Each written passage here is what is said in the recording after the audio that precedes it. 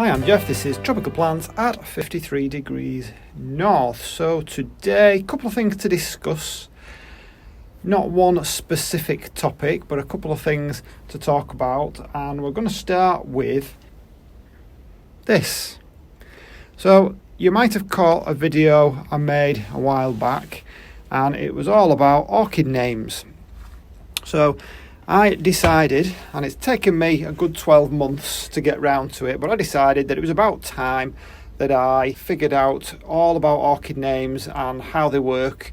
And basically the whole point of it is the whole reason why there is a specific, like, internationally recognised format for plant names. It's so that we know a little bit more about the plant, where it comes from, whether it's a species or a hybrid, whether it's a complex hybrid, and one or two other things. And I figured that if I was going to grow these things, then I would definitely benefit from being able to do that. Now, when you do go online and you try to figure it out, the whole thing seems massively complicated, and in fact it is, in as much as it gets more and more detailed the more you delve into it. So the more effort you put into figuring it out, the more kind of confused you can get. However, having gone through that process and had a little bit of back and forth with various people and various subscribers who've helped me out, I think I've got a basic handle on it. And I thought, right, well, okay, it's not really going to work for me as well if all my plants in my greenhouse are not really labelled correctly. So it would be really useful if I could go to an orchid in my greenhouse, pick up a label, and just by looking at it, that information on there tells me a little bit more. For example, you can see my Zygopetalum here is beginning to lose its leaves now on that particular pseudo bulb. Don't think I should be worried about that. I think that's pretty natural. So, Zygopetalum Trosy Blue. We think it's Trosy Blue. So, here I've used my super duper new labelling machine, which we'll talk about in a second, and I have put the genus, in italics as per guidelines, and then I've put the Grex Trosy Blue in normal text, non-italics, I guess you could say. So that tells me that it's a hybrid. Okay.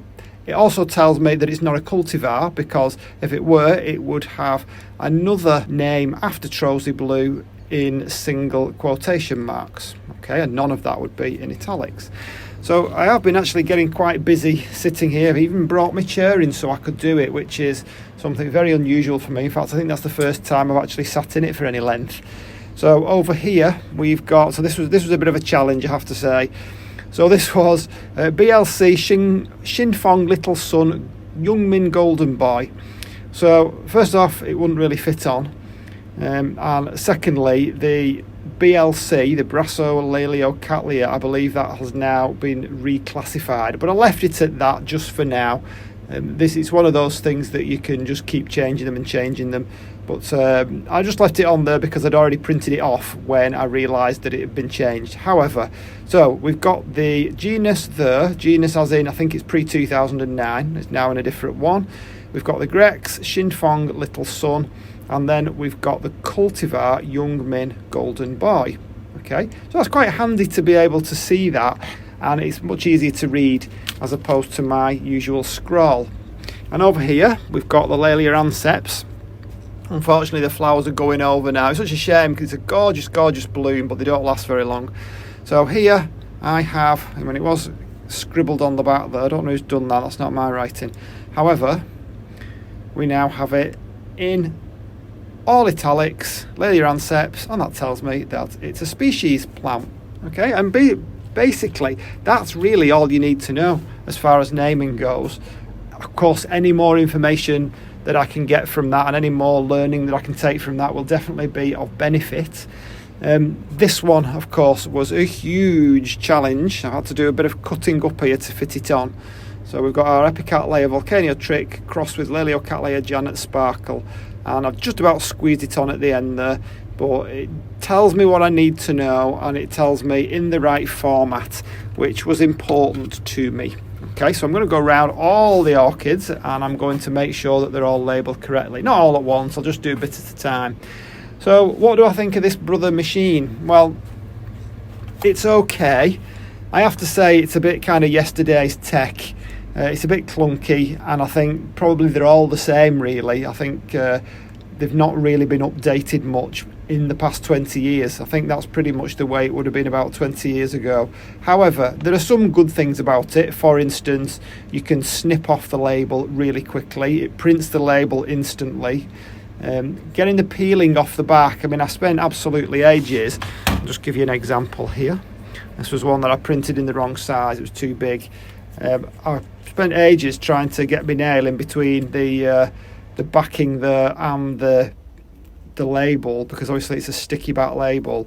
And then I did what I should have done in the first place. I read the instructions, and basically all you do is you just snip it in half like that with your fingers, and it opens up for you, which that's a really good design, isn't it? That's a really useful design. I can even do it with one hand lock. Okay, and then you can get both pieces off really easily. So I thought that was quite good. You can get different sizes. That was the large one that was printed off. Let's just have a look here. So basically, when you turn it on, it comes on straight away. I've just been doing HABENARIA MEDUSA, which I'm going to discuss in a second. The basic keys that you use, so you've got different fonts there, you've got different size, 3 different size texts, you've got the style, whether you want it in italics or bold or whatever you want there. There you go, a few different versions there. I'm only just learning. Okay, you can even get over here, that one there with my thumbs on, you've got various like backgrounds. If you want various backgrounds, again, it doesn't really interest me, all those different backgrounds. And you can even wrap it round or produce a label that'll wrap around cables. So what else is there to talk about? So you've got all your punctuation at the top there, accessible by a shift key. You've got a preview button and then a print button.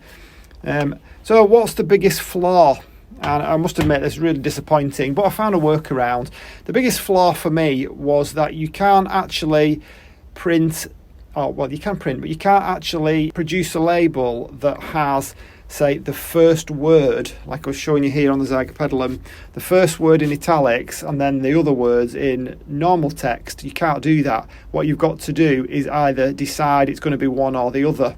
So basically the workaround is you print one off, you cut it up, and then you print the next one off, and then you just stick them together. It's a bit of a faff, and I have to be quite harsh on them and say, surely somebody thought of that. I know they're not just for producing plant labels, but they do say in the advertising spiel that it's good for plant labels, and you think somebody would have thought. I mean, any computer you can normally just change from italics to normal text. You don't have to do the whole document in one or the other. So it just made sense to me that somebody should have thought of that, but they didn't, and you've just got to use the workaround.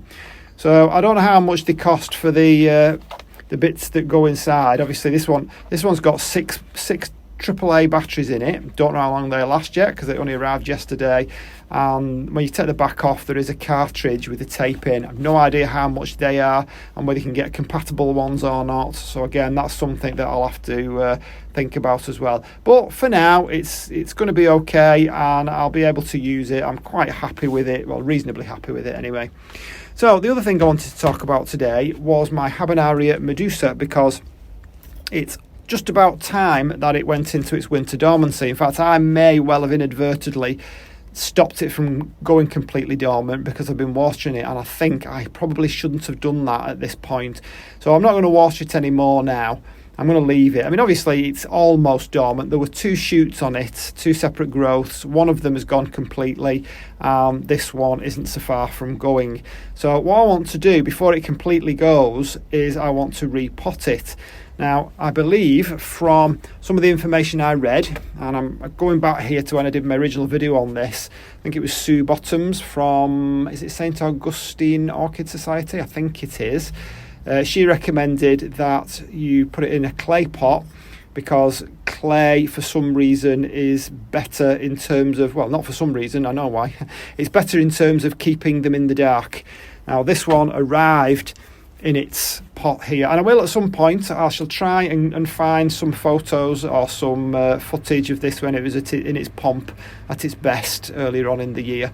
So I'm hoping I can get it to grow again. So it completely dies down right down to soil level, and it doesn't like to, the tubers that's underneath there do not like to be in light. They don't want any light touching them at all. So why it's gone in a transparent pot, I'll never know. So that's why I need to transplant it.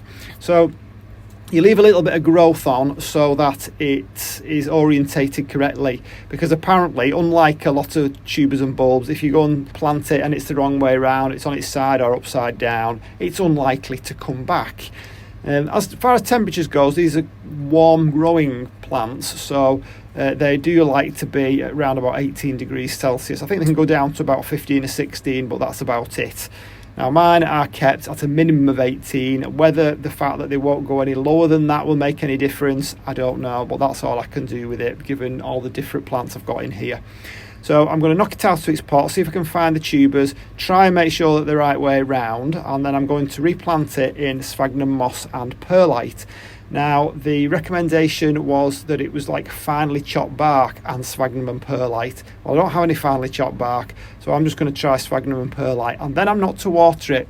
I shouldn't give it one drop of water until the growth comes through, and when the growths do come through in springtime, I've got to make sure that I only water very, very sparingly, and I don't get any of the droplets of water on the new growths, because they rot very easily, as per orchids. That's what tends to happen with orchids, doesn't it?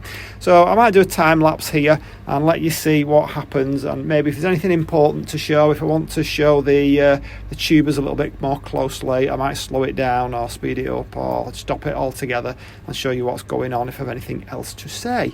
So let's get cracking.